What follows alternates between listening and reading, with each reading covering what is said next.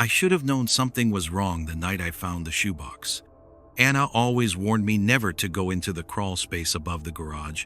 She said it was full of dust, insulation, and who knows what else. I didn't listen and went up there to grab the spare light bulb for the laundry room and noticed the box tucked into a corner. It was old, scuffed, duct-taped shut. Curiosity overpowered me and I pried it open. Inside were photographs, dozens of them, of men I didn't know, smiling, oblivious, frozen in mid-laugh or ordinary moments. As I flipped through them, I had a strange feeling, a chill I couldn't shake. But then came the last few. The faces were different, empty, blank. Some eyes stared at the ceiling, some at the camera, but in each, the corners of their mouths were relaxed and lifeless. It was impossible to tell if they were dead or unconscious. I quickly stuffed everything back in the box and got out of there. Anna came into the laundry room, humming, and she noticed my paleness and the trembling of my hands. "Long day?" she asked, touching my shoulder. Her smile was calm, serene, almost soothing, but I couldn't shake the fear that curled through me. Over the next week, Anna began leaving late at night. Grocery runs, she claimed, or walks to clear her head, but sometimes she returned hours later. I woke a few times at night to find her side of the bed cold. I tried to ignore it, but there were the small, subtle signs. The faint smell of iron in the air when she returned. Her fingernails faintly streaked red, though she insisted she'd just been clumsy in the kitchen. Then came the night I followed her. I parked a few blocks away and trailed her as she walked toward the industrial district. The streets were deserted. Anna moved with purpose. She slipped into an abandoned warehouse. I hesitated, my heart hammering, but I couldn't stop myself, and I followed her in. The stench hit me first, bleach, and my stomach clenched. In the back room, I saw her kneeling beside a man strapped to a chair. His eyes were wide with fear, his mouth muffled with duct tape. Anna stood over him. Her hand held a scalpel, and she tilted her head as if examining him, whispering, almost tenderly, "You're the last one tonight." And as she turned, her eyes met mine. There was no surprise, no anger, just calm, almost amused, and then that smile. A slow, wicked curl that made my blood run cold. I got out of there as fast as I could. Back home, I shut myself in the bathroom and vomited until my throat burned. Panic clawed at me.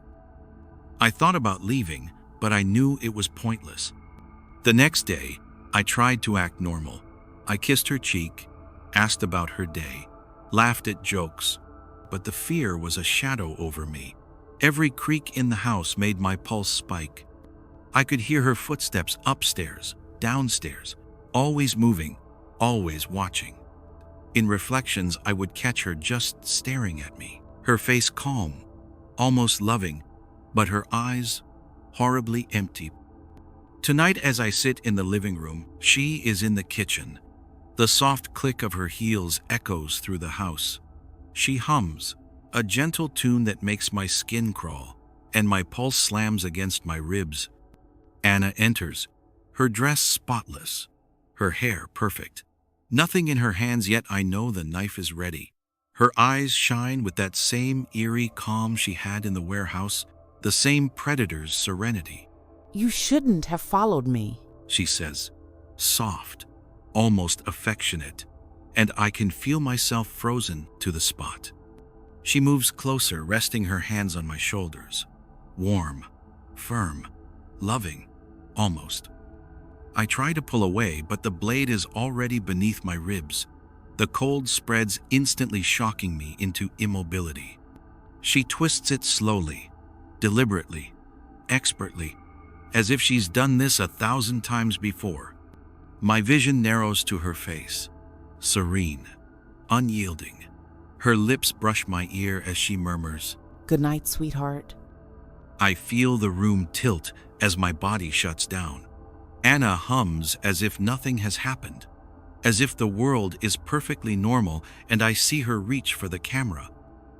Later, she will clean up, and a photograph of me will be placed in a box. And the next man will never suspect until it's too late. I used to think I knew my wife Lilith. I used to think her laughter was safe and her touch comforting, but I was wrong.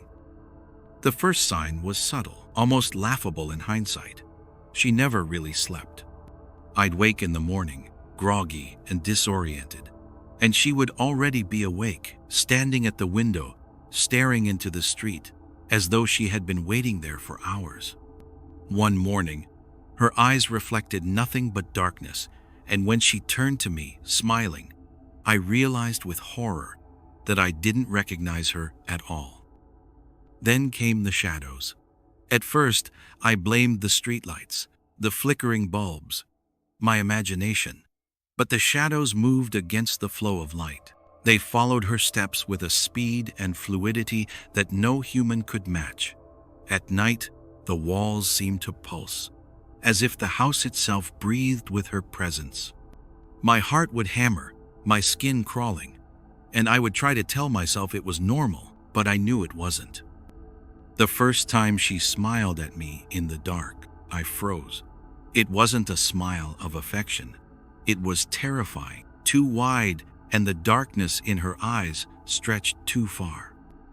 I wanted to leave, to run from the apartment, the house, the town, but no matter where I went, Lilith was there, always. I began noticing things, items moving on their own, mirrors reflecting shapes that weren't in the room, footsteps behind me when there wasn't anyone there. Once, I saw her reflection in the bathroom mirror behind me as I brushed my teeth. She was standing perfectly still, staring through me with impossibly dark eyes. I turned around to speak to her, but she wasn't there. I started keeping notes, scribbled warnings to myself, hoping I wasn't losing my mind. I wrote about the way she could vanish from one room and appear in another with impossible speed. I wrote about her strength, how she could lift objects heavier than she should be able to, and I wrote about her eyes, which seemed to burn through reality itself, exposing something ancient and cruel, lurking beneath her skin. One evening, I followed her when she went out. I needed answers. I needed proof. She walked to the woods behind our house, moving silently, with no footprints left behind. At the edge of the trees, the air changed. It smelled of sulfur and decay, and the darkness thickened around her like liquid. I watched as her form shifted, muscles stretching unnaturally, her fingers elongating into talons, and her eyes burning like coals. I wanted to scream, to run, but my feet were frozen in place. And then she turned, not a human turn, but a deliberate pivot, her gaze locking onto mine. I saw her mouth open wider than humanly possible, and her teeth, sharp, jagged, cruel, gleamed in the shadows. "You've been watching. I've been waiting for you to see me," she said, not in a voice meant for conversation. I ran as fast as I could, home. When she returned, she acted as if nothing had happened. I tried to tell friends, authorities, anyone, but when they looked at her, Lilith appeared ordinary, perfectly human, kind, gentle. Everyone else saw my wife as the woman they knew and loved. Only I saw the demon beneath the skin. The final confrontation came last night. I barricaded myself in our apartment, piling furniture against the doors, locking windows, praying the locks held, but she somehow entered anyway. No doors, no locks, no walls could stop her. She simply stepped through the air itself, walking like a predator in a world that obeyed only her. Her face was calm, serene, almost beautiful, but her eyes, black and endless, consumed everything. My body refused to move. She had been patient for months, perhaps years, waiting for this exact moment to claim me. "You should have known. You can't fight what has always been," she said as her hands wrapped around my throat. Pain exploded through me, but the worst part was the sensation of her presence inside my mind. Probing, testing, reshaping. I was conscious, trapped, every thought invaded, every memory twisted. Then darkness. I felt myself unraveling, my sense of self slipping. The last thing I saw before I lost my body entirely was Lilith standing over me, her smile eternal, her eyes burning through the very fabric of my soul. Now I exist only as a memory within her, a shadow of what I was, consumed by the demon I once called my wife. She walks the earth, human in every visible way, but underneath an ancient hunger waits, patient, cunning, unstoppable, and she will never stop hunting. I met Clara on a damp October evening at a charity auction. She was luminous, drawing every eye in the room. I remember how her smile felt rehearsed, too perfect, but I ignored it. We married within the year, and at first, she was everything I thought I wanted. Warmth, laughter, passion. But beneath that veneer lived something else. It began with little things. Her habit of asking me to repeat conversations we'd never had. Her uncanny ability to predict my reactions before I'd voiced them. Her unsettling stillness when she thought no one was watching. One night, 6 months into the marriage, I woke to find her standing at the foot of our bed. She was staring at me, eyes unblinking, lips slightly parted. I whispered her name. She smiled, not a sleepy smile. No, it was deliberate, as if she'd been caught rehearsing something. Go back to sleep. And I did. God help me, I obeyed. Over time, she grew bolder. She began leaving notes in my briefcase. Cryptic things like, I know where you hide your thoughts, and you dream of leaving, but you never will. At first I laughed them off, but when I asked her about them, she claimed innocence, tilting her head like a child accused of stealing cookies. The worst part was how easily she convinced others of her goodness. My friends adored her. My mother said Clara was the daughter she'd never had. At dinner parties, she charmed entire rooms, yet she pressed her nails into my arm under the table, smiling at the guests while drawing crescent moons of pain into my skin. I began to dread going home. I found something in the basement. Clara kept a locked cabinet down there, and I'd never questioned it before, but a storm had knocked out the power, and I went searching for candles. I forced the cabinet open, and inside were stacks of journals. Not mine, not hers. Names filled the spines, each one different, each one unfamiliar. Inside, the handwriting varied, but the stories were all the same. Confessions, regrets, secrets. People writing as if they were being compelled. I flipped to the end of one journal and saw a final entry. She is coming. She wears my wife's face. The blood drained from me. That night, Clara served me stew. She watched me eat with too much intensity, as if she were measuring each bite. The meat was unrecognizable, stringy with an odd metallic taste. My stomach turned as I recalled the names in the journals. Do you like it? She asked, eyes glittering. I forced a nod. The next morning she was gone. In her place, on the bed, lay one of the journals.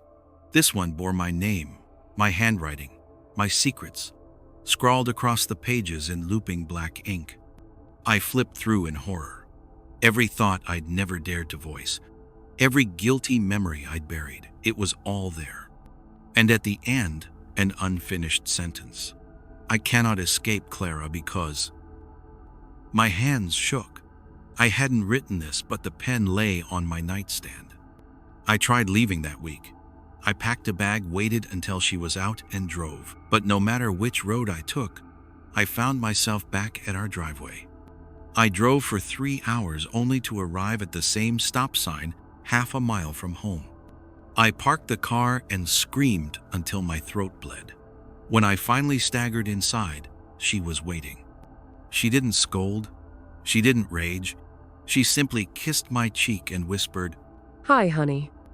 That was when I realized Clara wasn't my wife at all. Weeks passed, and my grip on reality loosened. Every night, the journals grow in number. I don't remember writing them, but I wake to find fresh pages filled with my handwriting. The other day, one bore a memory I had forgotten, an old sin long buried. I no longer know how long I've been in this house. The clocks have stopped working. Outside the windows, the world looks the same every day. Gray skies, empty streets, no movement. Tonight, Clara sits at the table, her face too still, too perfect. She hums a tune I don't recognize, but it makes my stomach turn. She places a new journal in front of me. This one is the last. I open it. The first line is already written. I am writing the story of my evil wife. But as I stare at the page, the pen in my hand moves, and I can't stop it. Words spill out faster than my thoughts. I write about meeting her, about the fear, about the journals, about the stew. I write until my fingers cramp and until my eyes blur with tears. I write this very moment, this very sentence. I can hear her behind me now, reading this over my shoulder. Her breath is warm on my neck. She laughs softly, a sound like a blade being drawn, and I know when I reach the last line, she will take the pen away. She will close the book, and I will no longer exist anywhere but on these pages, trapped with the others. Clara's hand rests on my shoulder. Finish it. She says, and so I do. I never thought I'd write a confession. Not out of guilt exactly, though there is guilt, but because no one would ever believe me. Who would believe that the person I married, the woman whose laugh filled every room, could be capable of turning love into a cage? It started small, little manipulations. I remember the first time I noticed it. I had left my wallet on the kitchen counter for a moment, but when I returned, it was gone. Did you misplace it again? Tilting her head in that way I had once found endearing. I spent hours tearing the apartment apart before finding it in my coat pocket. She watched me struggle with such quiet satisfaction that it left me unsettled, but I laughed it off as her just teasing.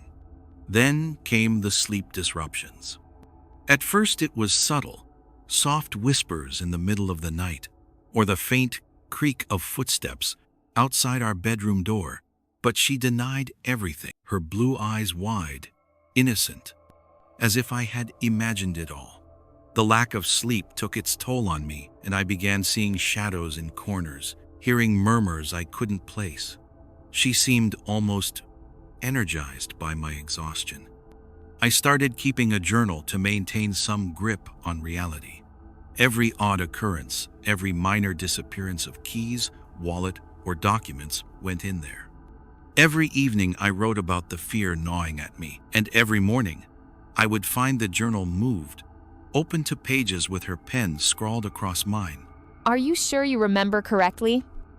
I tried to talk to friends, but she was always there, smiling, appearing, charming, and ordinary. No one else could see what I saw. No one heard the whispers in the dark or the soft thumps from behind locked doors. When I confronted her directly, asking if she had been doing these things, she laughed. Not nervously, not shyly, but a laugh that sent shivers down my spine. You're imagining it? You always have been. I tried to leave. I really did.